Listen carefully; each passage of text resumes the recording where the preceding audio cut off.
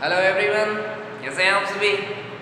चलिए आज next chapter next topic हम स्टार्ट करते हैं। एक्चुअल में टॉपिक नहीं है, मैं आपको अभी तक नेशनल इनकम और रिलेटेड एग्रीगेट्स के कॉन्सेप्ट को इन डेप्थ स्टडी में आपको करा चुका हूँ। एक एक टॉपिक को एक एक कॉन्सेप्ट को हमने बहुत अच्छे से बहुत लॉजिकली चीज़ों को सीखने की कोशिश की है और मुझे समझ में बिल्कुल ये क्लियर है कि आपको भी सभी को ये समझ में आ गया है। क्लियर है। चलिए, तो हमने अभी तक कॉन्सेप्ट को सीखा, कुछ क्वेश्चंस को भी मैंने अपने लेक्चर्स में लिया था, बट आज मैं स्पेसिफिक कुछ क्वेश्चंस करा रहा हूँ जो एग्जाम पॉइंट ऑफ व्यू से बहुत इंपॉर्टेंट है। क्यों इंपॉर्टेंट है सर? ये डायरेक्ट क्वेश्चन नहीं है, वो समय चला गया है, वो दिन चले गए हैं जब हम अपनी एग्ज़ाम में कहीं ना कहीं डायरेक्ट क्वेश्चन हमारे एग्जामिनर हमसे पूछा करता था कि फैक्टर इनकम क्या है, ट्रांसफ़र इनकम क्या है। नहीं सर, वो तो थ्योरेटिकल पार्ट था, वो तो कॉन्सेप्ट को समझाने, कॉन्सेप्ट को बिल्ड करने का एक तरीका था। बट आज हम उन कॉन्सेप्ट को कहीं ज़्यादा लॉजिकली सीखने की कोशिश करते हैं और आपसे मैं क्वेश्चन पूछना चाहूँगा कि बताना मुझे एक एक क्वेश्चन का आंसर आपसे आना चाहिए सबसे पहले। ठीक है, मैंने कॉन्सेप्ट को बिल्कुल बेटा बहुत समझाया है आपको, मैंने कहीं पर भी कॉन्सेप्ट को आपको रटाया नहीं है। और अगर आपने कॉन्सेप्ट को इजीली अगर समझा है, लॉजिकली अगर आपने कॉन्सेप्ट को समझा है, तो आप इन क्वेश्चंस के आंसर बहुत इजीली दे पाएंगे। ठीक है, तो समझना है, रटना नहीं है। मैं पहले भी अपने लेक्चर्स में कह चुका हूँ, किसी भी चीज़ को, किसी भी कॉन्सेप्ट को जब तक हम समझेंगे नहीं, तब तक हम उन कॉन्सेप्ट से आए हुए क्वेश्चंस को इजीली सॉल्व नहीं कर पाएंगे। ये सिर्फ और सिर्फ केवल बोर्ड एग्जाम के लिए नहीं करा रहा हूँ। याद करो बेटा, एग्जाम में हमें, एग्जाम से पहले हमें प्रैक्टिकल एग्जामिनेशंस भी देना होती है जो 20 मार्क्स की होती है, वाइवा एंड प्लस आपके जितने भी प्रोजेक्ट रिपोर्ट्स होती है। तो वाइवा में हमारे एक्सटर्नल एग्जामिनर कई बार लॉजिक के ऊपर क्वेश्चन पूछते हैं, इनके ऊपर क्वेश्चन पूछते हैं कि कॉन्सेप्ट को आपने सिर्फ केवल ऊपर से पढ़ा है या इन डेप्थ स्टडी की है। हमें इन डेप्थ स्टडी करना है बेटा, लॉजिक के थ्रू पढ़ना है क्वेश्चंस को। ठीक है, तो चलिए मैं आपसे कुछ क्वेश्चन पूछता हूँ। आप क्वेश्चन को देखने के बाद वीडियो को पॉज करें, पॉज करने के बाद अपना आंसर खुद सबसे पहले ईमानदारी से निकालें। ठीक है, मेरे आंसर को सुनने से पहले। ठीक है, फिर उसके बाद आंसर दें और आंसर को मन में रखें। फिर मेरे आंसर को आने के बाद उसे वेरीफाई, क्रॉस वेरीफाई करें क्या वो आंसर जो हमने सोचा था वो बिल्कुल सही था या नहीं था। क्लियर है? तो चलिए, फर्स्ट क्वेश्चन है डोमेस्टिक प्रोडक्ट।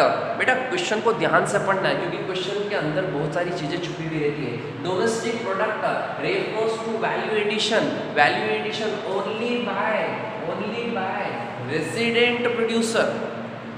क्या ये जो स्टेटमेंट मैंने आपके सामने रखा है, क्या ये स्टेटमेंट सही है या गलत है? क्या ये स्टेटमेंट सही है या गलत है? वीडियो को पॉज करके एक बार अपने मन में अपने आंसर को रखना बेटा, फिर उसके बाद मेरे आंसर को सुनना। ठीक है, आई होप कि आपने सभी ने आंसर निकाल लिया होगा। अब मेरे आंसर सुने। क्या डोमेस्टिक इनकम को कैलकुलेट करते समय सिर्फ और सिर्फ हम रेसिडेंट की इनकम को ही कंसीडर करते हैं? ठीक है, नहीं सर, हम रेसिडेंट इनकम, हम इनकम को कौन कौन सी income generated in the domestic territory of a country by all producers. Income generated in the domestic territory के अंदर जो इनकम जनरेट किए, किसने किए? By all producers, whether resident और नॉन रेसिडेंट, चाहे इनकम जनरेट रेसिडेंट करे, चाहे इनकम जनरेट नॉन रेसिडेंट करे, दोनों की ही इनकम को हमें डोमेस्टिक प्रोडक्ट में क्या करना है? इंक्लूड करना है। एग्जाम्पल समझना मेरा बेटा, एक एग्जाम्पल मैं आपके सामने रख रहा हूँ। मान लो रिलायंस कंपनी का एक हेड ऑफिस, रिलायंस कंपनी का एक ऑफिस मुंबई में सिचुएटेड है और मुंबई में वो गुड्स को प्रोड्यूस कर रहे हैं, सर्विसेज रेंडर्ड कर रहे हैं। मुझे बताओ क्या रिलायंस कंपनी की वो जो इनकम जनरेट हुई है वो इनकम डोमेस्टिक टेरिटरी का पार्ट है या नहीं है?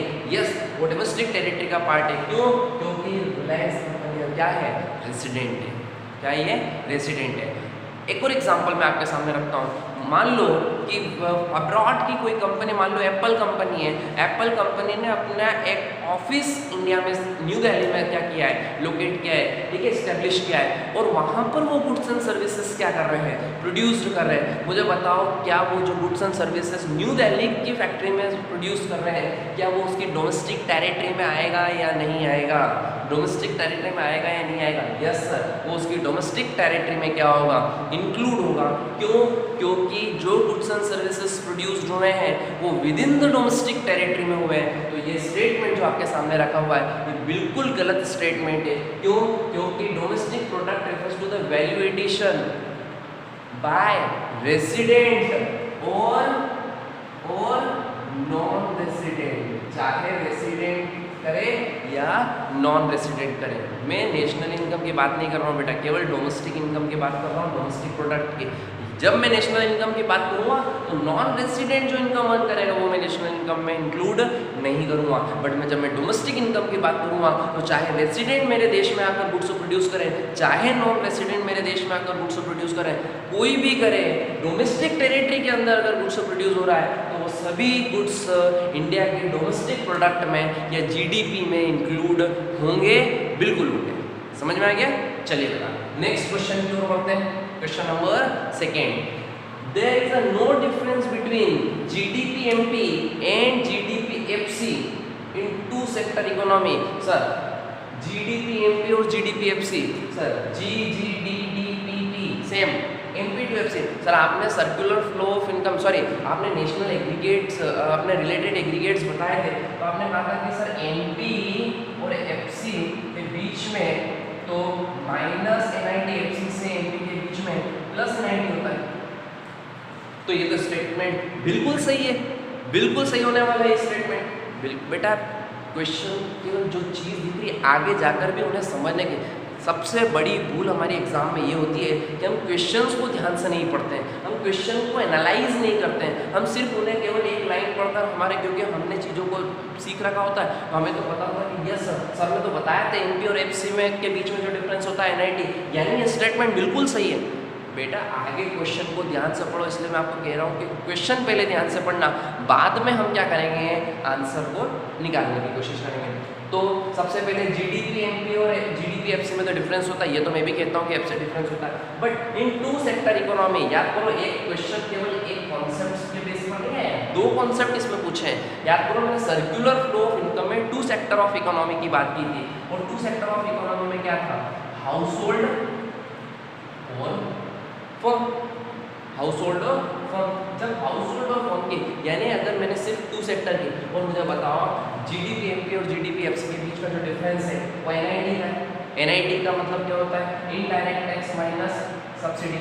मुझे बताओ हाउस होल्ड और फर्म दोनों को ही टैक्स लेने देने का कोई राइट है? नहीं सर, टैक्स लेने और देने का राइट तो किसके पास है, गवर्नमेंट के पास है। बोलो क्या मैंने टू सेक्टर इकोनॉमी में गवर्नमेंट सेक्टर को इंक्लूड किया?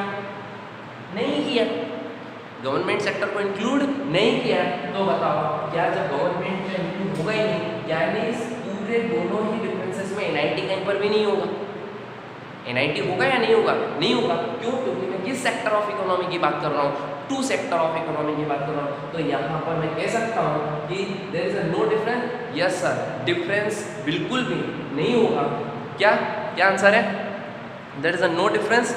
यस, कोई डिफरेंस नहीं होगा जब जीडीपी एमपी और जीडीपी एफसी की बात करूँगा, क्योंकि जीडीपी एमपी इक्वल्स टू क्या हो जाएगा, जीडीपी एफसी, क्योंकि कोई टू सेक्टर ऑफ इकोनॉमी में एनआईटी जैसा कोई प्रोविजन नहीं होता है, क्योंकि कोई गवर्नमेंट सेक्टर इकोनॉमी में नहीं है।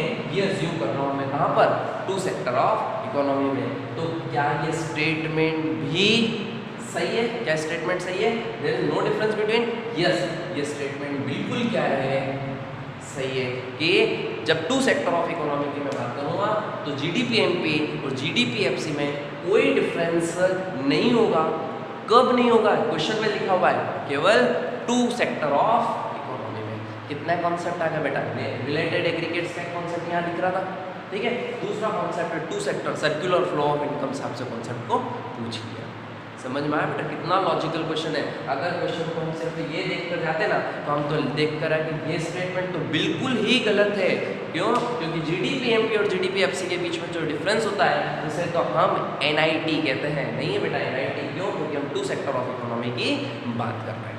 क्लियर है? चलिए बेटा question number 3, national income at current price can increase. National income at current price, याद करो national income at current price means the क्या था sir, nominal income. Nominal income increase even when the quantity of goods and services produced during the year remains the constant. National income at current price can increases when the quantum of goods and services produced in the economy. क्या होगा बोलो मेरा बताओ बेटा क्या होगा? क्या national income होता? करंट नेशनल इनकम में करंट प्राइसेस के कारण क्या चेंज होता था? गुड्स का फ्लो चेंज होता था, flow of goods and services change होती थी, या सिर्फ मॉनेटरी वैल्यू चेंज होती थी? केवल रेट चेंज होता था, क्वांटम में कोई चेंज नहीं होता था, क्वांटिटी में कोई चेंज नहीं होता था। तो national income at current price means the nominal income can increase, yes sir increase होती है, when quantum of goods and services produce during the remain constant. अगर क्वांटिटी में कोई चेंज ना हो और प्राइसेस में चेंज हो जाएगा तो भी करंट प्राइसेस के कारण नॉमिनल इनकम क्या हो जाएगी, नेशनल इनकम क्या हो जाएगी, चेंज हो जाएगी। क्यों? क्योंकि नेशनल इनकम अगर मैं current price means the nominal income calculate कर रहा हूँ तो सिर्फ और सिर्फ रेट में चेंज होगा, करंट प्राइसेस में चेंज होगा, क्वांटिटी में कोई चेंजेस नहीं हो रहा है। ठीक है, तो क्या ये स्टेटमेंट सही है? यस सर, ये स्टेटमेंट भी बिल्कुल सही है। बताओ किस कॉन्सेप्ट से क्वेश्चन को पूछ लिया? सर ये कॉन्सेप्ट जो था, ये कॉन्सेप्ट था कौन सा? नॉमिनल इनकम और रियल इनकम, नॉमिनल जीडीपी और रियल जीडीपी के ऊपर क्वेश्चन है। क्लियर है बेटा? समझ में आया बहुत अच्छा से? क्या आना चाहिए था? करंट प्राइस से कौन सी इनकम कैलकुलेट होती है? Nominal income. कांस्टेंट प्राइस से कौन सी इनकम कैलकुलेट होती है? Real income. करंट प्राइस में जब इनकम कैलकुलेट करेंगे तो क्वांटिटी कांस्टेंट रहेगी और प्राइसेस में क्या होगा, चेंज होगा। बट अब जब हम रियल इनकम कैलकुलेट करेंगे, रियल जीडीपी कैलकुलेट करेंगे तो क्वांटिटी में चेंजेस होता है, प्राइसेस में चेंजेस नहीं होता क्योंकि प्राइस क्या रहती है, कांस्टेंट रहती है।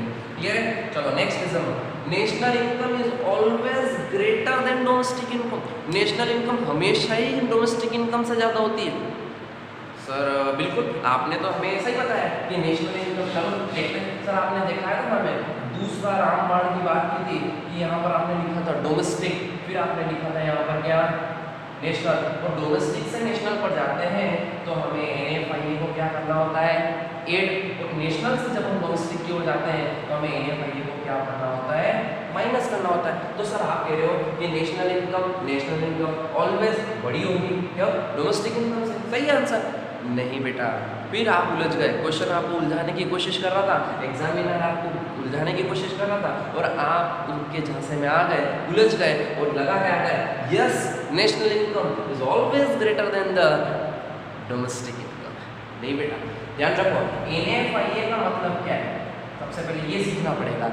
NFIA का मीनिंग क्या होता है, factor income from abroad minus factor income to abroad.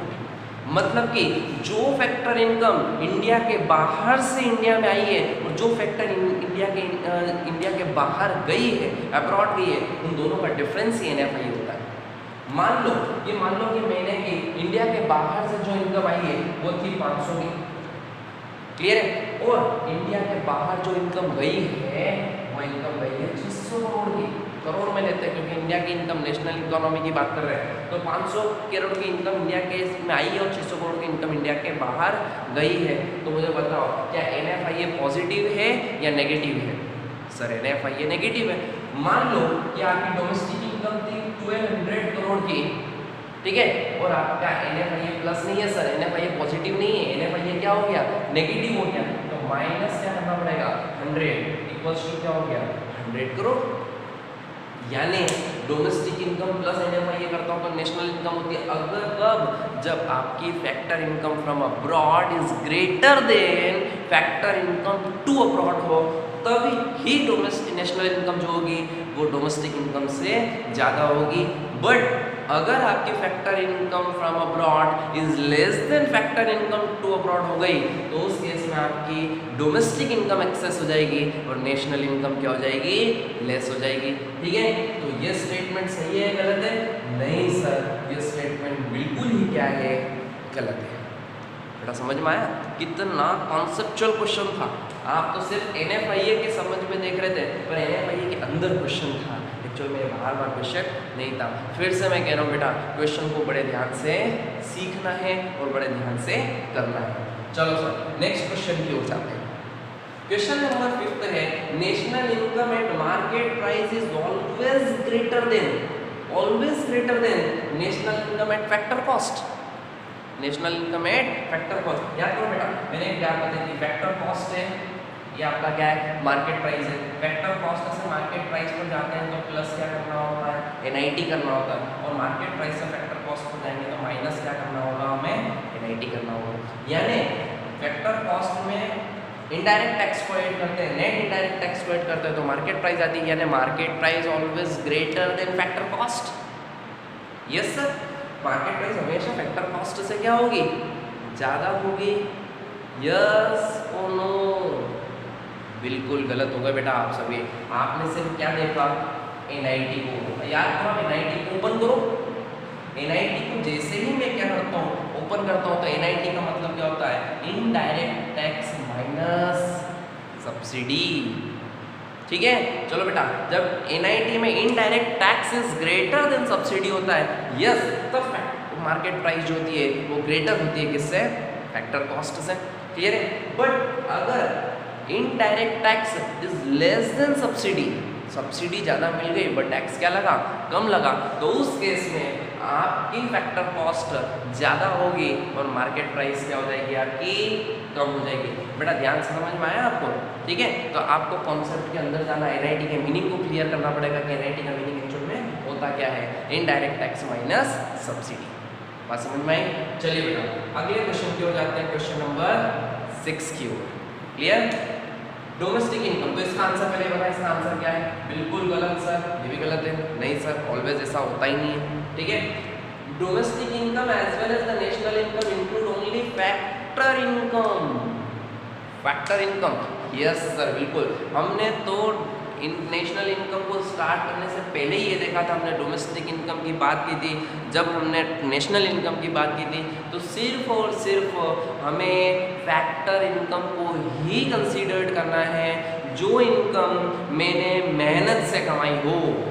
किससे कमाई हो, मेहनत से कमाई हो, वही इनकम मेरी डोमेस्टिक इनकम में कैलकुलेट होगी, वही इनकम मेरी नेशनल इनकम में कैलकुलेट होगी। ट्रांसफ़र इनकम, वो इनकम जो बिना मेहनत से कमाई हो, वो इनकम कभी भी मेरी नेशनल इनकम में इंक्लूड नहीं होगी। तो बेटा ध्यान रखना कि डोमेस्टिक हो चाहे नेशनल हो, दोनों में ही फैक्टर इनकम इंक्लूड होती है। Yes, this statement is true, बिल्कुल सही स्टेटमेंट है। क्लियर। चलो the next question is net indirect tax are equal to 0। ओहो, फिर से बेसिक क्वेश्चन, बहुत लॉजिकल क्वेश्चन है। क्या net indirect tax equal to 0 हो सकता है? क्या net indirect tax equal to 0 हो सकता है या नहीं? बेटा वीडियो को पॉज करके फटाफट क्वेश्चन का आंसर मन में सोचना और फिर मेरे क्वेश्चन के आंसर को सुनना, ध्यान से सुनना बेटा। क्या नेट इनडायरेक्ट टैक्स 0 हो सकता है? सर नेट इनडायरेक्ट टैक्स का मतलब पहले क्या होता है? नेट इनडायरेक्ट टैक्स का मतलब होता है indirect tax minus subsidy, minus subsidy. तो क्या नेट इनडायरेक्ट टैक्स 0 हो सकता है? सर नेट इनडायरेक्ट टैक्स 0 तभी हो सकता है जब indirect tax equals to subsidy हो जाए। इनडायरेक्ट टैक्स, क्या बोल रहा हूँ ध्यान से सुनना बेटा, इनडायरेक्ट टैक्स इक्वल क्या हो जाए? सब्सिडी हो जाए। उस केस में ही नेट इनडायरेक्ट टैक्स क्या हो सकता है? 0 हो सकता है। क्योंकि 3 सिचुएशन हो सकती है। Net indirect tax is greater then subsidy, indirect tax is less then subsidy, और इनडायरेक्ट टैक्स इक्वल्स टू क्या होता है? सब्सिडी। जब नेशनल इनडायरेक्ट टैक्स अगर सब्सिडी के इक्वल हो जाए तो नेट इनडायरेक्ट टैक्स जो होगा वो क्या हो जाएगा? क्या हो जाएगा बेटा? 0 हो जाएगा। बेटा क्लियर, समझ में आ गया? तो net indirect tax are equals to 0। Yes, बिल्कुल हो सकता है, ट्रू, बिल्कुल हो सकता है। नेट इनडायरेक्ट टैक्स क्या हो सकता है? 0 के इक्वल हो सकता है। क्लियर है। चलिए अब हम कुछ real income, nominal income, GDP deflator के क्वेश्चंस को भी आज सॉल्व करने की कोशिश करते हैं। क्लियर है। चलिए बेटा एक क्वेश्चन आपके सामने मैंने रखा है। इस क्वेश्चन में मैं तीनों कॉन्सेप्ट एक साथ आपको सिखाने की कोशिश करूँगा कि रियल इनकम क्या होती है,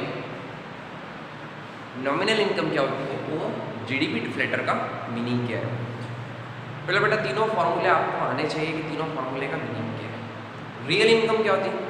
सर रियल इनकम वो होती है कि जब quantity of final goods and services produced during the year को अगर मैं मल्टीप्लाई करूँ कांस्टेंट प्राइस से, constant price mean the base year की प्राइस से, तो मुझे जो इनकम कैलकुलेट होती है उसे मैं कहता हूँ रियल इनकम, जिसे मैं रियल जीडीपी भी कहता हूँ।